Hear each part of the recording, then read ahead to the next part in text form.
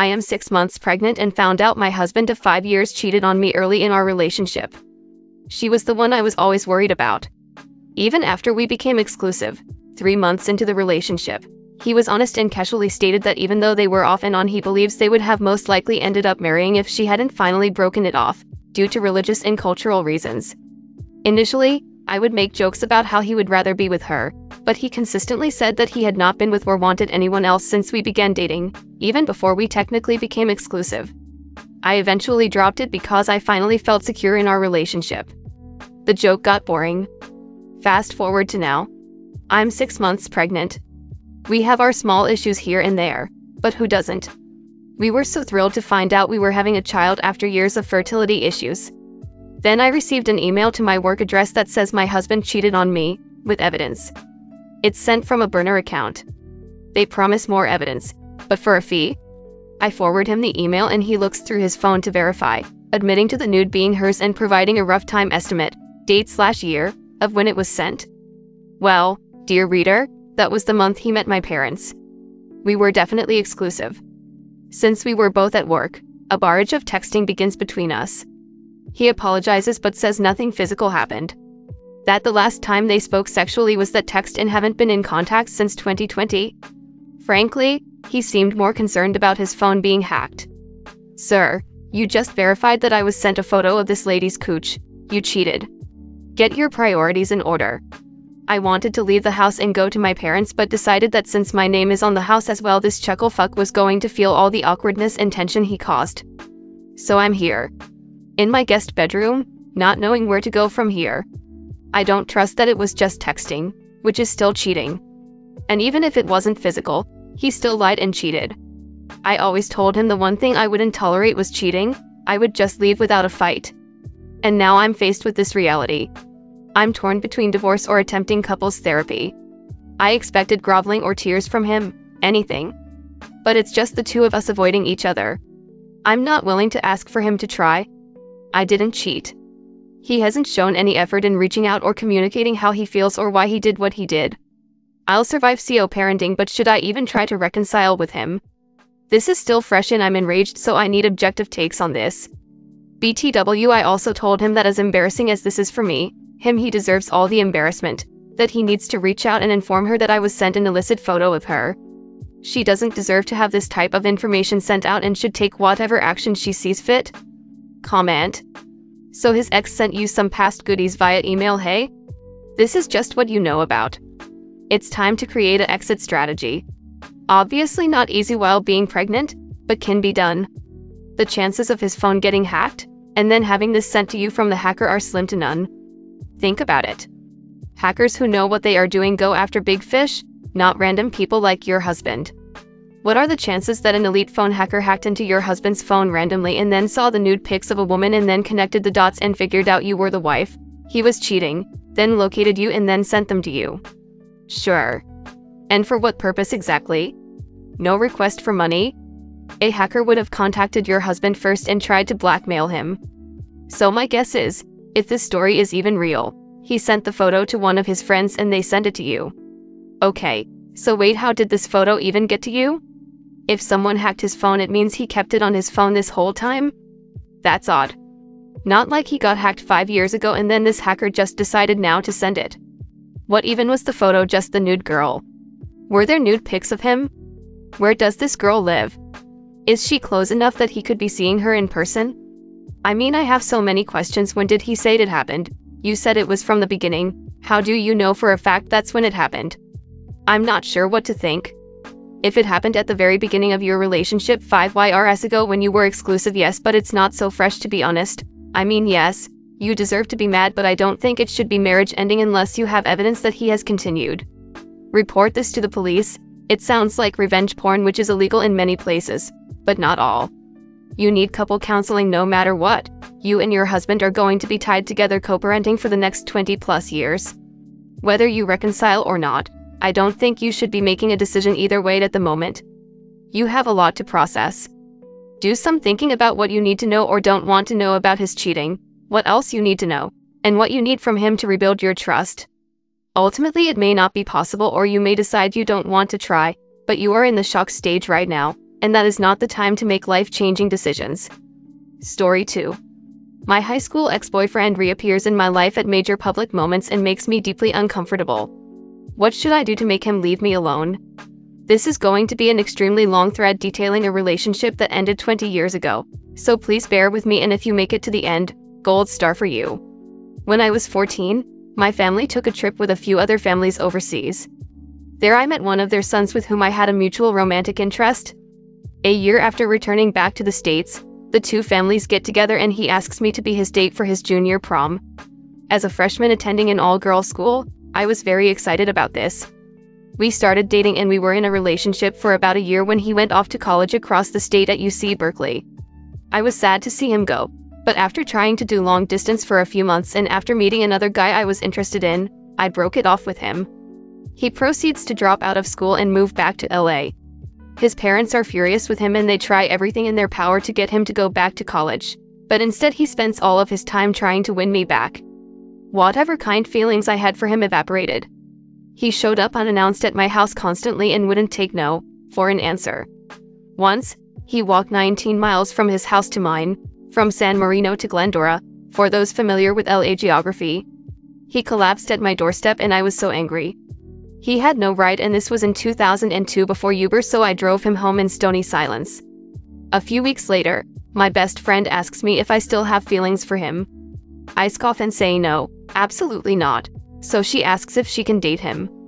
I say yes, but I caveat this by telling her that he's probably only dating her to get close to me. Now he appears at all of our school dances as her date, making me very uncomfortable. She's had a lot of mental health struggles and I don't want to exacerbate any of it by telling her not to date him. Obviously, with 20 years of growth I would absolutely do this differently. They break up about a year later. It's messy and dramatic and she is really heartbroken. I don't know what happens here because we grow apart, but I try to help make her feel better by suggesting that we do a group cosplay at an anime con. We all get together and work on our costumes on sewing days and generally have a good time reconnecting. The anime con comes around and we have a great time getting dressed up and getting our photos taken. That night, A shows up at the con and wants to see her. She's not exactly pleased to see him, but doesn't tell him to leave. As teens are wont to do, we have some drinks and she ends up falling asleep in our hotel room. He sees that she's been self-harming and asks me if I knew. I tell him that it's none of his business and he needs to leave. He silently gets up to leave, but instead smashes the mirrored glass door of the closet. He breaks his hand, blood is everywhere and security shows up with an ambulance and drags him away.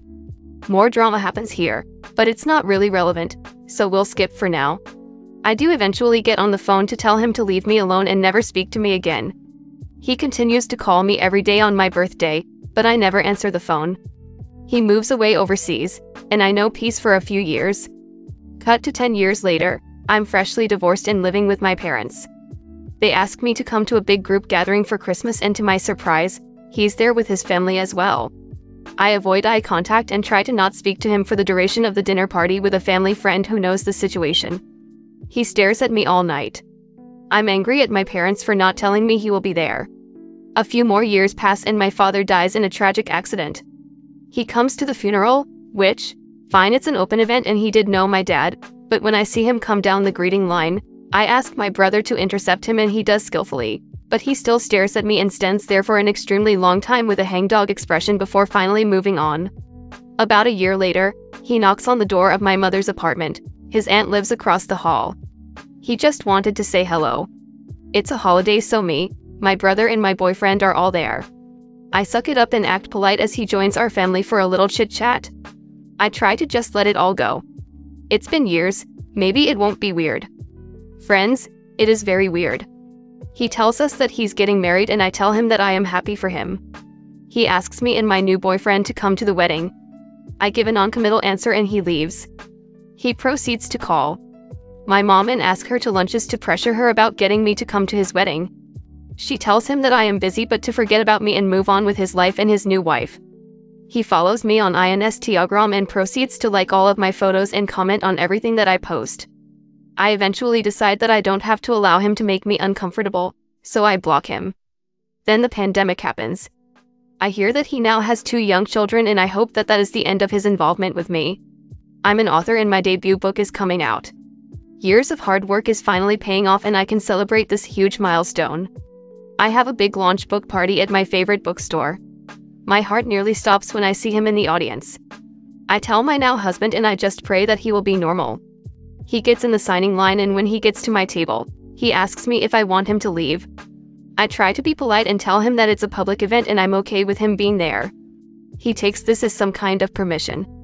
I see him hovering as my signing line is dwindling. I know he wants to talk to me and I'm getting extremely anxious. I try to get other people to come over and talk to me so I'm not alone with him.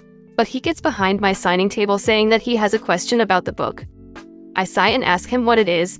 He asks if the book is about him. It's fiction, but it uses elements from my real life. I quickly tell him no and try to leave, but I can see that he is still hovering around. I've asked my friends to come to a bar after the book launch so we can celebrate. Everyone keeps asking where we're meeting and I try not to say out loud since I can tell that he's trying to join us. Eventually, we manage to lose him and get to the bar with my friends. I'm still really shaken though. I know that he didn't do anything, but it made me extremely uncomfortable. I should have asked him to leave then, but I didn't want to be rude at my own book launch and I kept hoping that he had evolved to become more normal and understand social cues. I asked my husband if I should have been harsher and asked him to leave. Again, the bulk of this trauma was 20 years ago, and he says I should give him the benefit of the doubt and maybe he understood that the way I acted at the party was a leave me alone. I just found out that after the book party, his mom called my mom because she feared that he was suicidal. He now has 3 children all under the age of 5. Since he graduated from college he has never worked and is currently a stay-at-home parent. She has lunch with him and again reiterates that he should forget about me and focus on his own family. He says that he can't because he will always love me. I'm angry all over again now. I know that he didn't understand that the awkward interactions we had were a way of me asking him to leave me alone. I asked if I should just tell him never to speak to me again and my mom said you already tried that 20 years ago, and she's right. I'm mad at myself for ever being polite to him or giving him the benefit of the doubt. He's been haunting me and I now know that no matter how much time passes, he will continue to show up at public events. I am certain that he will come to my mother's funeral. I don't know what my course of action here should be. I could email him telling him emphatically that we are not friends and the only thing he could do for me would be to stay away and never speak to me again. I could try to get in touch with his wife and let her know what is going on, though the events have been extremely infrequent and not at all dangerous. Or I could just wait until the next time he might show up and get my husband to ask him to leave. I know that I am not responsible for his life, no matter what his parents might think, but I do feel like I shouldn't kick someone when they are down. Comment: you have a stalker. Don't think of this as kicking someone while they're down. Both of you are married to other people and he's still fixated on you. That's completely unhinged. Unfortunately, there's often not a lot you can do unless he threatens you, but you can and should tell him, in no uncertain terms, to stop contacting you, and do it in writing so that you have legally admissible evidence that he's been made aware. You don't have to be hostile, but do be direct and unambiguous that you are not interested in speaking to him, now or ever. I think your discomfort with the situation, for obvious reasons, is causing you to downplay this situation. This man has been stalking you for years. Both your mothers are involved. You need to see a lawyer and start a paper trail now so that when he escalates, which his mother has already warned of, you will have more legal grounds for protection.